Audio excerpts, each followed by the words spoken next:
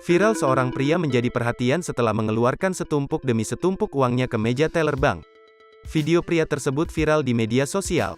Salah satu yang mengunggahnya adalah akun Instagram @_knolver.it.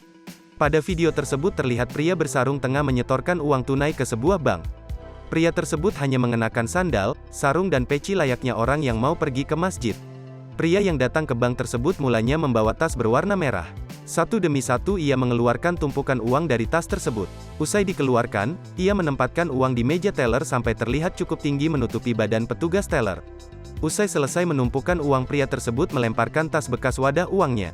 Unggahan tersebut mendapatkan banyak respon dari warganet atas cara pria tersebut melemparkan tasnya.